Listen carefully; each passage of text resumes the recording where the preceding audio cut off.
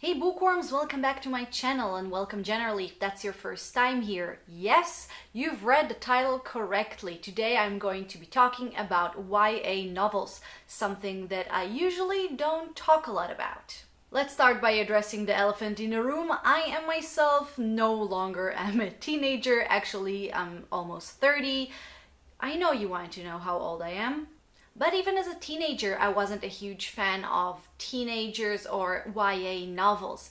Although I do feel the need to explain that most of the modern day YA novels, when people say YA books, they usually mean series like Divergent and Hunger Games, etc. Things that I personally believe were the influence of the success of the Harry Potter series, a series that I did grow up with and read as a teenager. They actually came out as I was Harry's age most of the time, but most of the other books came when I was older, although as I said, even as a teenager, I wasn't a huge fan of them. I do feel the need to explain that before I get to talk about these books. But my preferences aside, I do feel that there are some YA book tropes that nobody likes.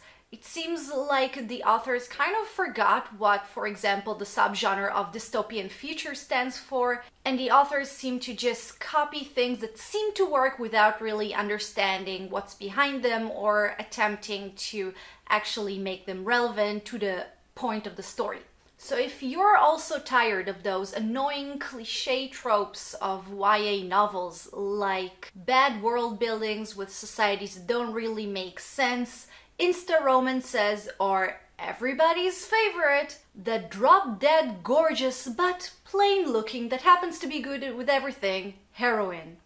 If you're tired of those, this is the video for you, because today I decided to recommend some of the YA books that I personally like. Obviously, this is a matter of taste, but I do feel that these young adult books are just better than others. Obviously, they're not perfect. You will see that in some of them you do have some of those annoying tropes that everybody seems to be talking about when they're talking about things that they hate at YA novels. I just think that generally comparing to others, these are just better.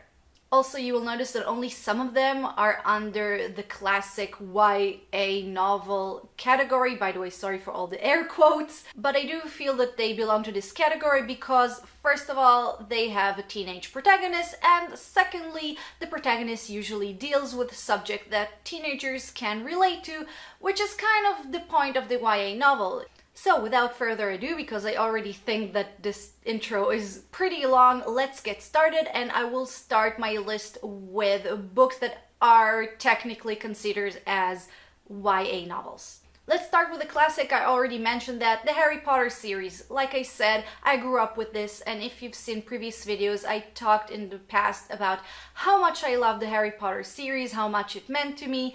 And yeah, everybody knows Harry Potter, so I don't see a reason to go over the plot. But guys, I honestly think that what we today call the modern YA novels, all those, I don't know, dystopian future novels or narratives about chosen ones, I do believe that Harry Potter was the influence of everything, and I do think that these series and its success kind of changed the genre a bit. At number 2, we have another very famous trilogy that everybody seems to know. It's the Hunger Games trilogy. Look, I honestly don't think it's one of the best series or best trilogy or best, I don't know, science fiction I've ever read, but I do think that compared to a lot of other copycat kind of books, you know, that seem to be just copying what's popular, I do think it's a pretty good one. It's a very important one. I think that a lot of people don't really get what's behind that. That's why, for example, when I was working at a bookshop, I would recommend it to an older teenage audience. But anyway, the Hunger Games, I do believe, is a very interesting one. At least the first one, the second and the third were okay. And yes, I know that Katniss has to choose between two boys. One of them represents adventure and the other represents stability. But, you know, other than that, I think it's a very decent modern day YA dystopian future science fiction, wow, trilogy, and everybody knows the plot, so I'll just move on. Number 3, we have another trilogy that I think that people don't give enough credit to, his Dark Materials trilogy by Philip Pullman. This is a fantasy series that's also suitable for a younger audience, but it's incredibly mature and has some really dark themes and really sad moments in it. And I just recommend pretty much everyone from every age to read this trilogy. At number 4, you have the last series on this list that is considered a classic YA, and this is the Bone Season series by Samantha Shannon. I did a review on this series, you can go and check it out. It's a double review of the 2 first books. The third one is already out, but I haven't read it yet. I do find it very interesting, kind of dark, and on one hand, it's not the most original thing in the world, and the other, the weird world that she created is so interesting and so unique. I also like what she did with the genre. This is a fantasy book about people who have special powers, but she chose to put it in a very science fiction-ish environment that explores how people react to different people. This is something that you usually see in science fiction more than in fantasy, and I really like what she did with the genres. I do feel the need to point out that I heard some criticism about the series of how it romanticizes slave and master relationship. Even though I kind of understand where this criticism comes from, I have to disagree with it because you do have 2 people who are kind of shoved into the position of master and slave, but they refuse to act that way. The master refused to act like one and refused to treat the slave as a slave, and the slave really refused to be treated as one. So I don't think it really romanticizes a slave-master relationship because they don't really have this sort of relationship.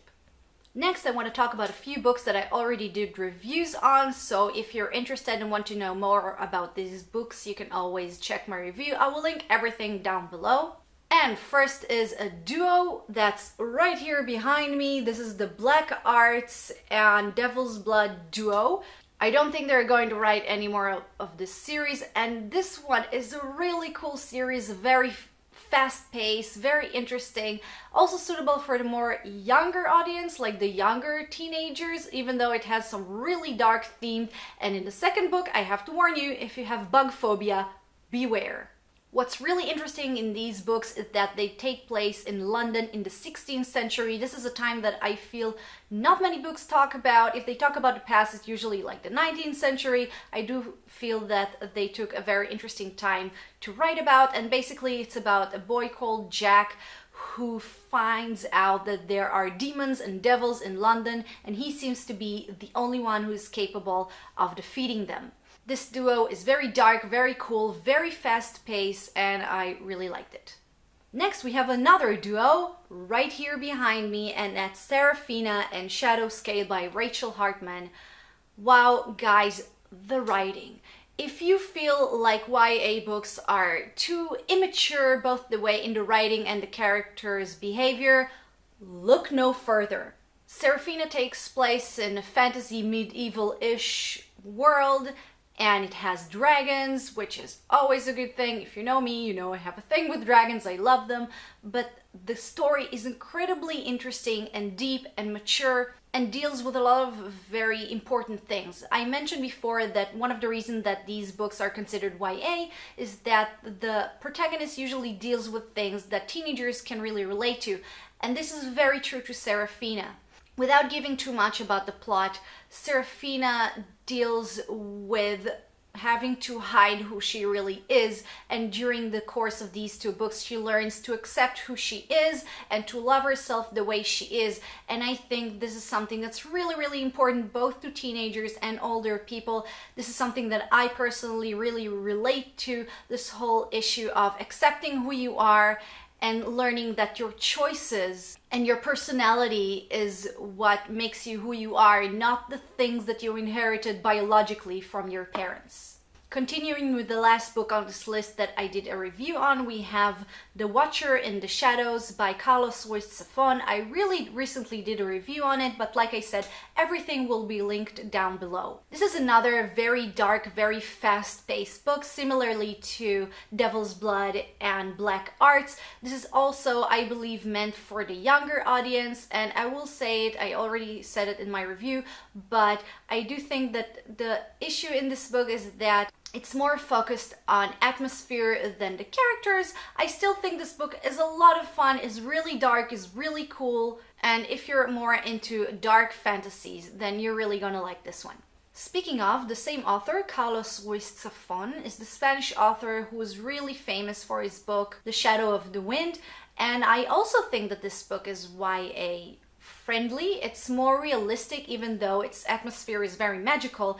If you want to know what I mean, just read this book, but usually you will find this book at the regular fiction shelves and not on the YA or fantasy shelves. But nonetheless, the main character is a teenager. I do feel that a lot of teenagers who like a bit more realistic theme of fantasy and not so much of a high fantasy and these sort of books are really going to relate to this one. This is a great book also for adults, and generally I recommend it. I did not do a review on it, but I did mention it in more than one list. Okay, the next books are going to be just regular books that I will recommend. I did not do a review on them, but the first one that I want to talk about is by one of my favorite authors, Neil Gaiman, and this is Neverwhere. It's actually right here behind me, and I do feel that most of Neil Gaiman's book can be on this list, maybe with the exception of American Gods, which personally is my least favorite, but Neverwhere is really cool. Again, if you're a fan of dark fantasy, it's a really cool book about London and some sort of like a parallel universe that kind of exists within the London that we know. And it's about a man who tries to save this girl who's chased by villains, and he finds out about this world, and that's a huge adventure, and it's really cool. And generally speaking about Neil Gaiman, I do think, like I said, most of his book can be on this list, especially Stardust, which I also have here if you can see it behind me, and Coraline, which is really dark and really creepy, but it's a bit more towards the younger audience, the younger teenagers. I talk a lot about fantasy, let's talk a little bit about science fiction, and the next book is a very famous one that I do think that young adults will be able to appreciate a little more than adults. I hear a lot of people saying, yeah, I read it in high school and I really liked it then, but today I think I've outgrown it. And I agree with it, and I do have some issues with it, but I do want to point it out. Maybe, you know, you won't have the same issue that I have. I just want to put it out there. And the book that I'm talking about is Ender's Game by Orson Scott Card. Like I said, I have some issues with it, especially with the author. If you've heard about him, you probably know what it is about. I don't want to go into it now, but this is an actual hardcore science fiction about the future and spaceships and space armies and aliens. And the situation is that in the future we're attacked, Earth is being attacked by alien creatures, and the army is collecting very young children to train them for a very young age to be soldiers, and one of those soldiers is called Ender. And this book follows him in his training, but this book spawns so many sequels and prequels and spin-offs, all by the same author. So if you like this book and you want to read more, you can just find your niche. For example, I really couldn't stand the spin-offs, the books that takes place at the same time but through the point of view of different characters. However, I did like better the trilogy of sequels that came afterwards. That was just me. If you liked Ender's Game, I'm pretty sure you'll find other books by Orson Scott Card that you like. And last but not least is Dragon Song by Anne McCaffrey. If you've seen my video on my husband's favorite books, you've noticed that I mentioned there that this book have a very special meaning to both of us from different reasons. And if you like Serafina or the idea of it sounds cool to you, it was obvious for me that the author took a lot of inspiration from Anne McCaffrey's book, and she actually mentioned that at the end of the book. It was very important for me to see if it was just my imagination or a ripoff, but no, she mentioned Anne McCaffrey as one of her inspirations for Serafina. And Dragon Song has somewhat of a similar premise, even though dragons there are totally different, but it's again about a girl who pretty much learns to accept herself, but this is only the subplot of the greater issue with dragons, and I don't want to give too much about the plot, but there is something so wonderful and comforting about Anne McCaffrey's writing. I haven't read all of her books. I read very little of them, but I loved all of them. I do think, however, that Dragon's Song is the one that I would choose to put in this list because it's the most YA of it, and it was the one book that moved me to tears, even though, like I said on my video where I mentioned this book, I don't think this is the reaction that most people will get. It just really hit me at a very sensitive point. But if you like dragons, if you like fantasy, if you like to read about some sort of coming-of-age story in a fantasy world, and a story about like accepting yourself and realizing your worth, then it's a wonderful book. Okay guys, we reached the end of this video, and I do have 2 bonus books for you because I noticed that almost all of the books here were fantasy except one that was science fiction, and I did want to give you also some more realistic books that don't take place in some sort of a different dimension or timeline. The reason that I only have 2 books, it's because it's simply not my genre. It's not something that I gravitate towards, but I do have these 2 books that I think that will really suit this kind of a video. It's for teenagers. I know that when we talk about YA novels, it's usually, like I said before, the whole dystopian future kind of a world. But still, I do want to mention these 2. The first one is something that I actually have a review on. It's very famous. It's 13 Reasons Why. Due to the Netflix series, a lot more people know this book and what it is about, but basically, if you don't know, it's about a teenage girl who committed suicide, but before that she recorded tapes of her telling what happened to her that made her, you know, decide to end her own life. And it's a really dark, disturbing story mostly about bullying and depression, and how things that we think are just jokes and harmless can actually be really harmful to people. This is also why I love this book. I don't think it's the most amazing thing ever written. I don't think it's very realistic, the whole idea of I'm going to kill myself, but before I'm going to tell my life story. But I do think it's a very important book also for adults, just to learn to know the signs and to understand that things have a lot more deeper impact than what we think, and that there are consequences to words that we say to other people. And the second book is actually a translation. I think it's always nice to read books that takes place in other countries, and this book is called Someone to Run With by David Grossman. This book was translated from Hebrew and it takes place in Jerusalem. I did mention it in the same video where I mentioned The Shadow of the Wind. This is a video where I talk about different books that take place in different countries. But Someone to Run With is about a boy who finds a stray dog, and in order to find where this dog belongs to, it kind of lets her lead him through the streets, and he meets different people and tries to find out what happened to his owners who kind of disappeared, and what led to the situation where a home dog is walking alone in the streets of Jerusalem.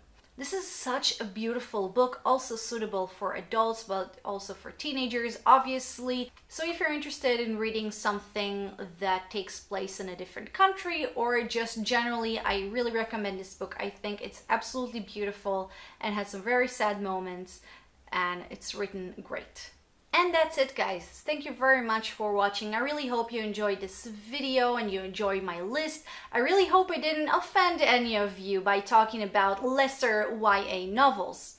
If you like any series that is like, you know, classic YA dystopian future, chosen one narrative, whatever, that's perfectly fine. It's all a matter of taste. I just see that some people are unhappy about it, so I wanted to suggest some alternatives. I also don't want people to think that YA novel equals some sort of a stupid teenager, maybe childish copying sort of a narrative. There are some alternatives out there and some really great books. If you know of some that I didn't mention in this video, please feel free to write them in the comment section below. I'm always happy to read some of your recommendations.